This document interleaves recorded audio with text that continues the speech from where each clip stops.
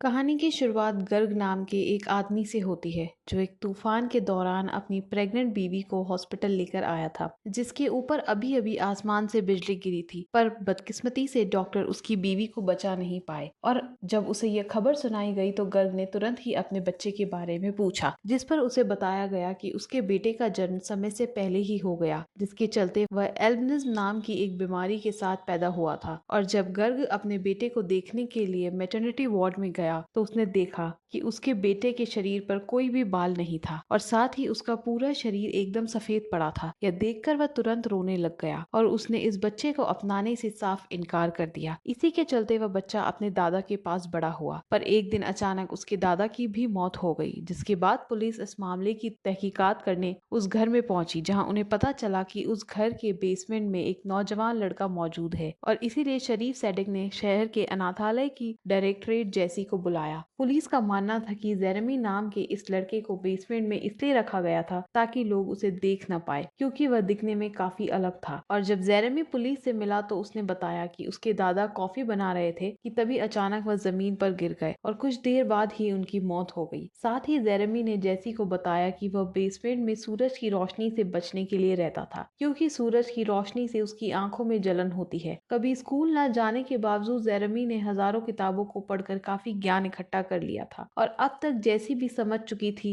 कि यह कोई आम लड़का नहीं है और इसलिए उसने जेरेमी को अपने साथ अनाथालय ले जाने का फैसला किया। पर जैसे ही जेरेमी अपने नए घर में पहुंचा तो वह तुरंत ही सबकी नजरों में आ गया और उसके बिल्कुल सफेद शरीर की वजह से सभी उसका मजाक उड़ाते। अगले दिन लंच टाइम के दौरान वो अकेले बैठकर खाना खा रहा था, तभी जॉनी और उसके साथियों ने जेरेमी को परेशान करना शुरू कर दिया और वह चाहते थे कि जेरेमी एक चम्मच को अपनी नाक में घुसाए। पर जेरेमी ने जॉनी की बात सुनने की बजाय एक चम्मच उठाकर उस पर अपना अंगूठा मसलना शुरू कर दिया, जिससे कुछ ही सेकंड बाद आसपास की सभी लोहे की चीजें उस चम्मच से आकर चिपक गईं, जिसे देखकर वहां मौजूद सभी लोग हैरान थे और अब वो समझ चुके थे कि जेरेमी सच में बहुत ज्यादा अलग है। उस दिन जैसी उसे एक डॉक्टर के पास लेकर गई, जिसने उसकी अच्छे से जांच करके बताया कि शरीर पर एक भी बाल न होने के बावजूद भी जेरेमी बिल्कुल स्वस्थ है और कुछ ही दिनों में जेरेमी की खास लेंस भी आने वाले हैं, जिसके बाद वह सूरज में बिना चश्मों के आराम से घूम सकेगा। जेरेमी बाकी बच्चों से काफी ज्यादा होशियार था, इसलिए जैसी ने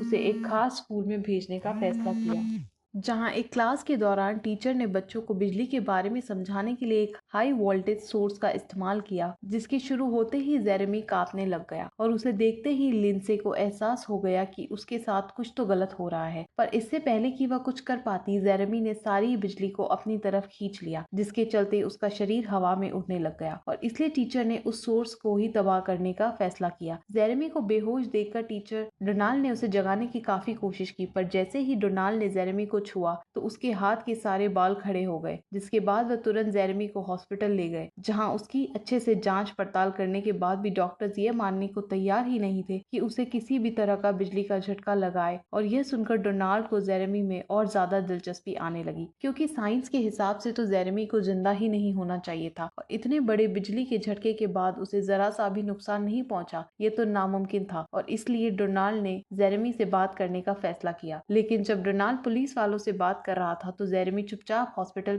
से भागकर अपने पुराने घर की तरफ बढ़ने लगा। यहाँ रास्ते में उसकी मुलाकात लिंडसे से हुई और जेरेमी को देखते ही लिंडसे के कुत्ते जैक ने उस पर भौंकना शुरू कर दिया, लेकिन जेरेमी को कुत्तों से बिल्कुल डर नहीं लगता था। इधर जेरेमी से बात करते वक्त लिंडसे को एहसास हुआ कि उसके सभी पड़ोसी उसे घूर रहे थे और तभी जेरेमी ने उसे बताया कि असल में वो लोगों की सोच और याददाश्त को सुन और महसूस कर सकता है। पर तभी जेरेमी को एहसास हुआ कि उसने लिंडसे को जरूरत से ज्यादा बता दिया है और इसलिए वह चुपचाप वहां से चला गया। और जब वो रेलवे ट्रैक क्रॉस कर रहा था तो शरीफ ने उसे पकड़ लिया और उसे वापस हॉस्पिटल चलने को कहा, जिस पर जेरेमी ने उसे बताया कि वह हॉस्पिटल से इसलिए भागा था क्योंकि उसने अपनी जिंदगी के सबसे खराब दिन हॉस्पिटल में ही बिताए थे, जब उसके पिता ने उसे छोड़ दिया था। अगले दिन जैसे जेरेमी का IQ टेस्ट करवाने के लिए उसे एक स्पेशलिस्ट के पास लेकर गई, जहाँ जेरेमी को देखते ही एरन ने उससे कुछ सवाल पूछे, क्योंकि उसे जैसी की बातों पर यकीन ही नहीं था कि जेरेमी का सारा ज्ञान सिर्फ किताबों से ही मिला है और वह कभी अपने घर से बाहर ही नहीं निकला था। साथ ही उसने कभी टीवी भी नहीं देखा, क्योंकि उसकी मौजूदगी में सारे इलेक्ट्रिकल डिवाइस काम करना ही बंद कर देते हैं। टेस्ट के बाद डोनाल्ड के हिसाब से तो जेरेमी एक जीनियस था, पर तभी आरन ने उन्हें बताया कि वो लोग जेरेमी के आईक्यू को नाप ही नहीं सकते, क्योंकि उसका स्कोर असल में इतना ज्यादा था कि उसे नापना ही नामुमकिन था। और उनके मुताबिक जेरेमी सबसे ज्यादा होशियार इंसान था। जिसके बाद जेसी ने उसे बताया कि वह लोग उसकी मदद करना चाहते हैं। पर तभी जेरेमी ने वापस घर जाने की इजाजत मांगी, लेकिन जेसी ने उसे बताया कि तुम्हारे दादा का घर तो बिकने वाला है, वो बैंक के पास गिरवी पड़ा था और अब किश्त भरने वाला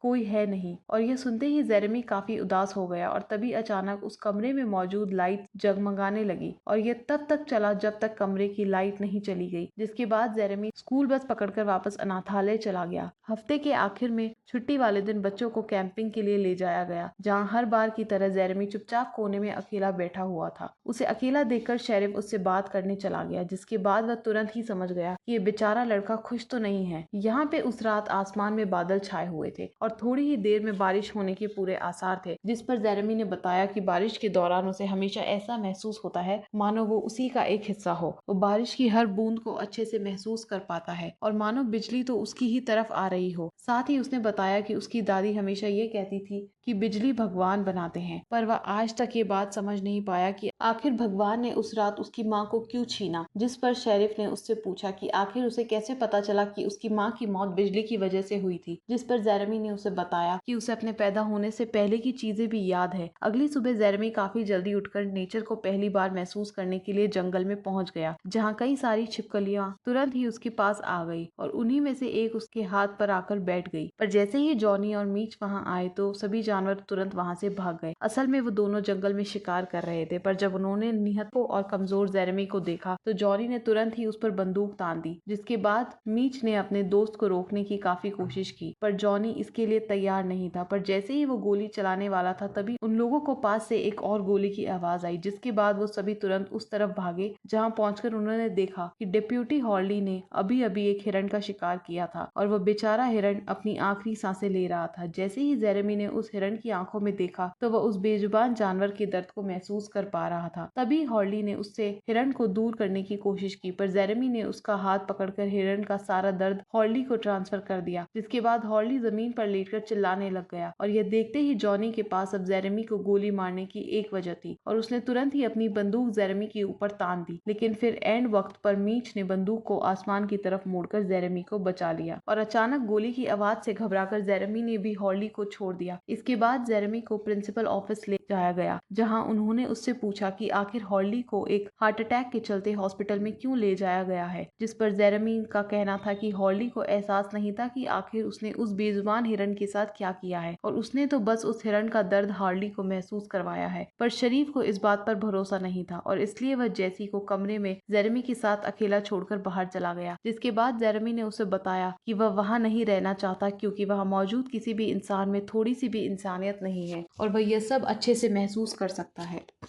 साथ ही उसने बताया कि मैं जानता हूँ कि तुम मेरी दोस्त होने का बस नाटक कर रही हो, क्योंकि असली दोस्त किसी दूसरे को उसकी मर्जी के खिलाफ यूं रोक कर नहीं रखते। और जैसे ही जेरेमी को गुस्सा आया तो कमरे में मौजूद सभी शीशे टुकड़े टुकड़े हो गए। उधर जब शरीफ घर पहुंचा तो उसकी मुलाकात डॉक्टर डवेन से हुई, जो वहाँ उसकी बीमार बीवी का चेकअप करने आया था। और चेकअप के बाद उसने शरीफ को बताया कि उसके पास इस बात का कोई जवाब नहीं है कि आखिर एमा जिंदा कैसे थी, क्योंकि उसकी हालत के हिसाब से तो उसे महीनों पहले मर जाना चाहिए था और इसलिए डवेन ने उसे जल्द से जल्द हॉस्पिटल में भर्ती करने की सलाह दी। मगर शरीफ इसके लिए बिल्कुल तैयार नहीं था, क्योंकि उसे लगता था कि अगर एमा होश में होती तो वह अपने आखिर दिन अपने घर में ही बिताना पसंद करती। उस रात जब जेरेमी कैंटीन में अकेला बैठा हुआ था तो डोनाल्ड उससे मिलने के लिए आया और उसने जेरेमी को यह समझाने की कोशिश की कि वह बाकी लोगों से अलग है, क्योंकि जब से उसने जेरेमी को छुआ था तब से उसके अंदर अलग ही जोश आ गया था, मानो वो वापस से 18 का हो गया हो। और इसलिए उसने जेरेमी से पूछा कि क्या उसने कभी अल्बर्ट आइंस्टाइन की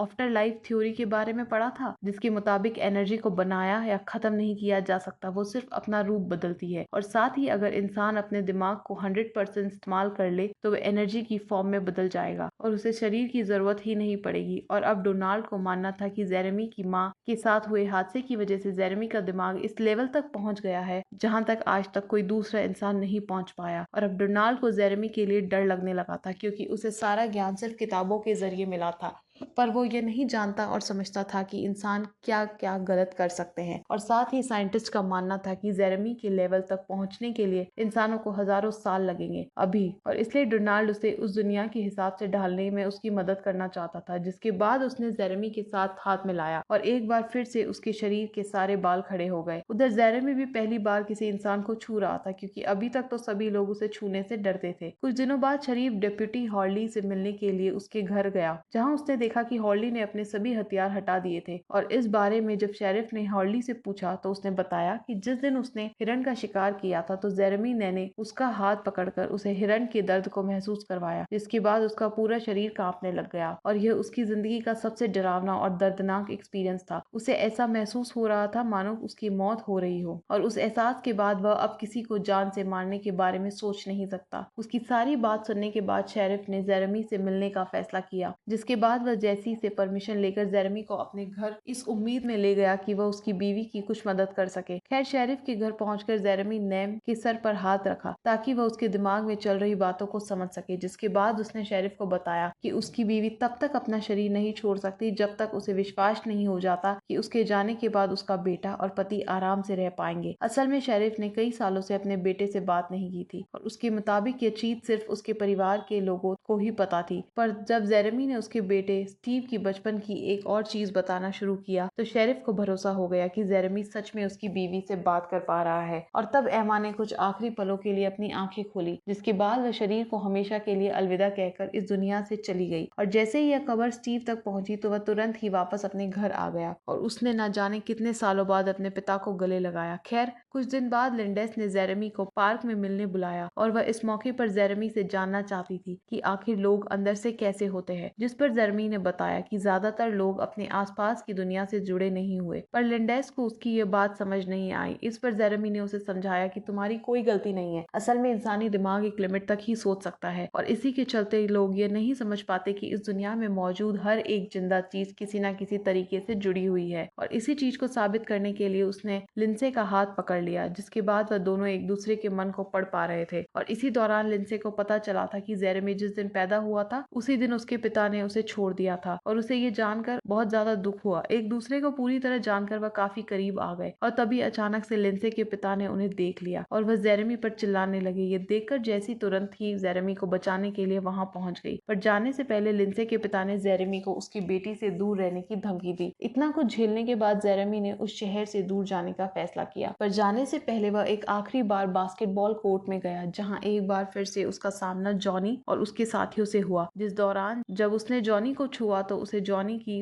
एक बहुत दर्दनाक याद के बारे में पता चला। असल में जॉनी ने बचपन में अपने सौतेले बाप से बहुत मार खाई थी और इसी के चलते बड़ा होते हुए एक गुस्सैल लड़का बना। पर जब जेरेमी ने उसे इस हादसे के बारे में बताया तो जॉनी ने गुस्से में उसके कपड़े उतारकर उसे गंदे पानी में फेंक दिया। और जब जेरेमी वापस खड़ा हुआ तो सभी लोहे की चीजें अचानक उसकी तरफ खींचने लगी और तभी अचानक उसके ऊपर बिजली आकर गिरी, जिसके चलते सभी लोग डर गए थे। अचानक बिजली के जमीन पर गिरने की वजह से वह सभी लोग नीचे गिर चुके थे। सबके उठने के बाद भी जब जॉनी जमीन पर ही पड़ा रहा तो वह सभी उसे देखकर थोड़ा घबरा गए। जॉनी के दिल की धड़कन रुक चुकी थी, मगर जेरेमी ने अपने शरीर के इस्तेमाल से जॉनी को कुछ बिजली के झटके दिए, जिससे वह वापस होश में आ गया। इसके बाद जेरेमी वापस अपने पुराने घर में आ गया, जहाँ सबसे पहले वह बेसमेंट में गया। कुछ देर बाद जैसी भी वहाँ पहुंची और उसने देखा कि बेसमेंट में मौजूद सारी किताबें गायब थी और जेरेमी वहाँ पर चुपचाप बैठा हुआ था। और तभी जैसी ने उसे बताया कि जब उसने पहली बार उसे देखा तो वह तुरंत ही समझ गई थी कि वह कोई आम बच्चा नहीं है और साथ ही उसने जेरेमी से वादा किया कि अगर वह उस पर भरोसा करेगा तो वह उसके जीने के लिए एक अच्छी जगह ढूंढने में उसकी मदद करेगी। जल्द ही डोनाल्ड भी वहाँ पहुँच गया और जैसे ही वह गाड़ी की तरफ बढ़े तो उनका सामना हॉर्ली और शरीफ से हुआ। तो वहाँ जेरेमी को लेने आए थे और जब उसने जेसी और डोनाल्ड से पूछा कि आखिर वो जेरेमी के साथ क्या करने वाले हैं तो वो तुरंत ही समझ गया कि वह दोनों उसे वापस अनाथ आश्रम नहीं भेजना चाहते और उनकी मदद करने के लिए शरीफ ने हॉर्ली से वापस चलने को कहा। पर हॉर्ली ये करने को तैयार नहीं था